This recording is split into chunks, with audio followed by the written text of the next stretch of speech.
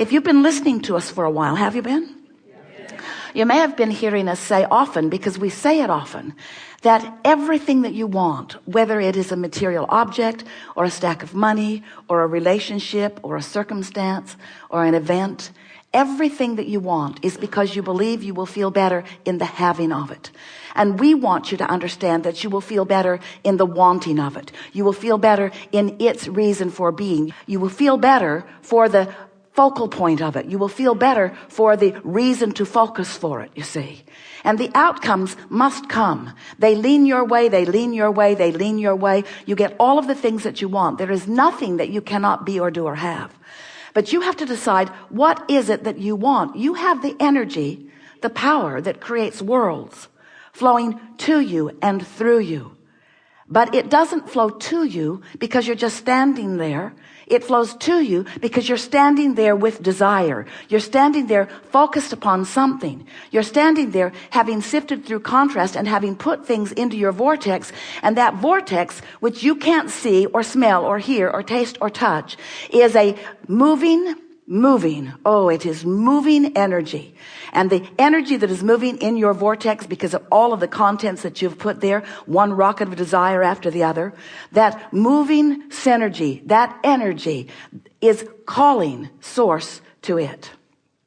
The question that this workshop wants to help you to focus upon and wants to help you to understand, to identify, to get your thoughts around, and then to do something deliberate about, is that we want you to be one of those cooperative components that's already moving with that energy.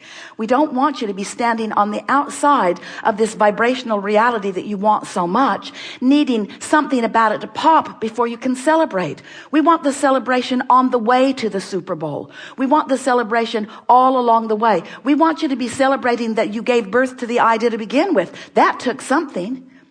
If you've been listening to us for a while, and we know that you have, you've been hearing us talking about this vortex, how the contrast helps you to launch these rockets, and the vortex collects them, and law of attraction brings all cooperative components to them. And recently we've been explaining to you that that vortex is a pure positive energy creation. And the vibration of it is high and pure because it contains no doubt. It contains no frustration. It contains no worry. There's no fear. There's no pessimism. That vortex is full of all of the possibilities of all of the things that you are asking for. It's high flying energy, and it moves from your perspective completely resistant free.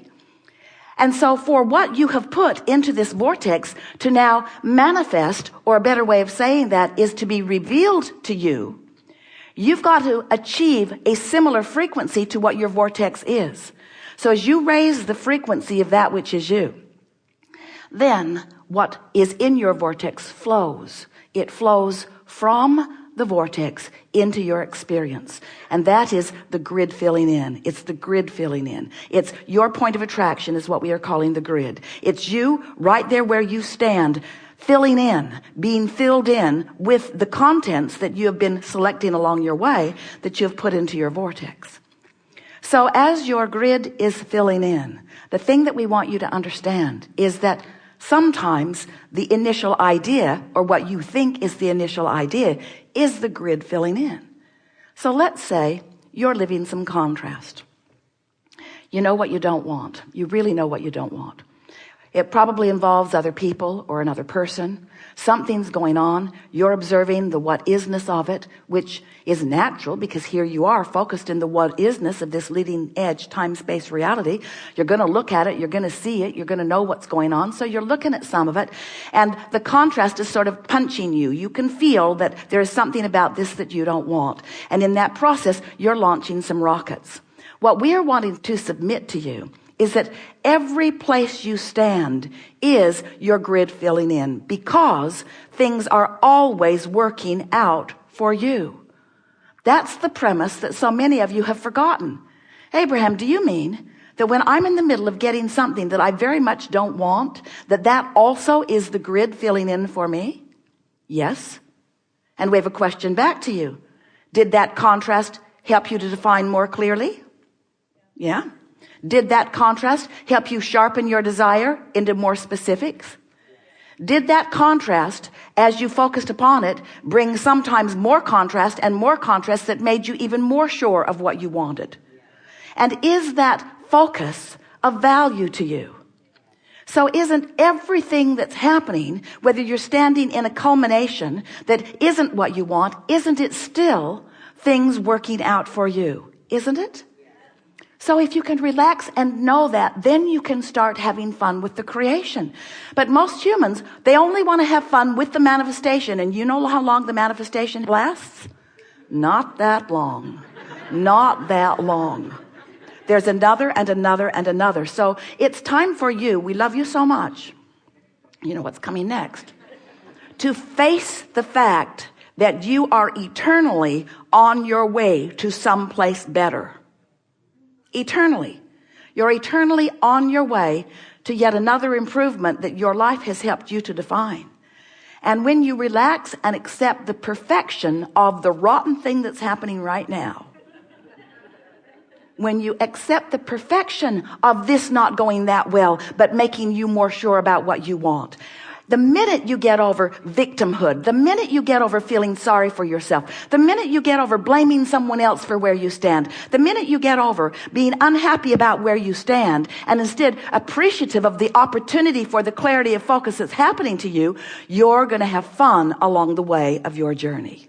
And then, then you get to just start molding the clay. We don't see any magnificent sculptors taking their big clump of clay, getting their hands in it and saying, oh, geez.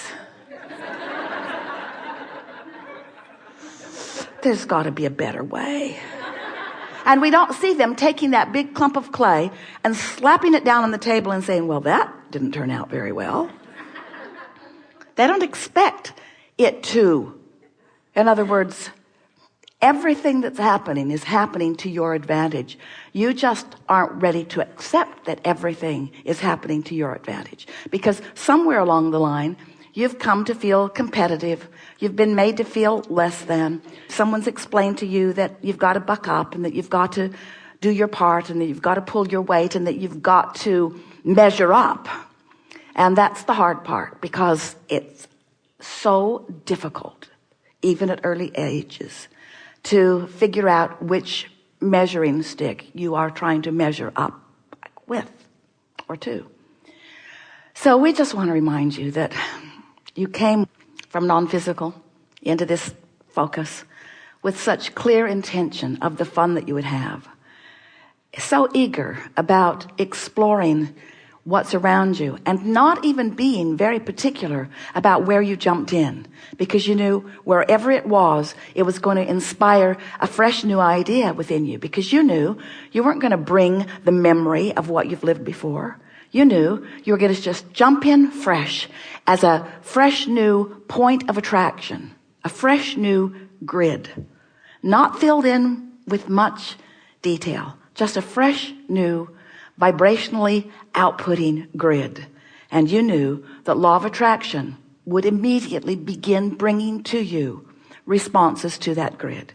And you knew that no matter what those responses were, that you were going to observe them and respond to them and launch rockets about them and begin the creation of your conscious, from this standpoint, vortex.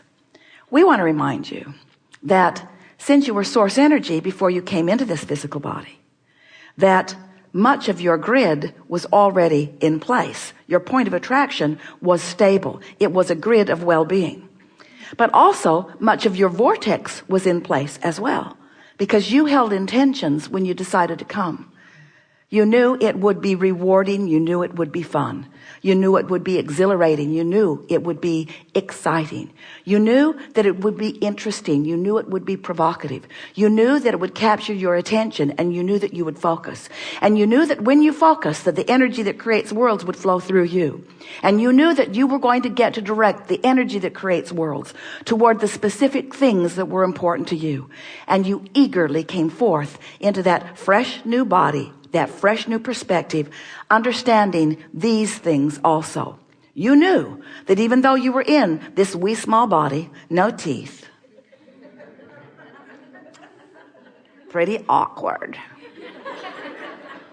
you knew that the larger part of you would remain non-physically focused. And you knew that you had already attracted an enormous amount of well-being to that point of attention. And you knew that unless you began to do those things that you do when you were in physical form that would add contradictory energy to what you were about, you knew that well-being would come your way.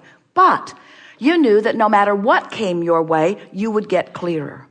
And the most significant thing that you knew then, that many of you have forgotten now, that we want to remind you about now, you knew that no matter what, in any point in time, you could regain your balance, realign with that energy that creates worlds, come into vibrational harmony with who you really are, and in your new balanced state, begin again, right here, right now, where all of your power is, where the juncture of you and you meet.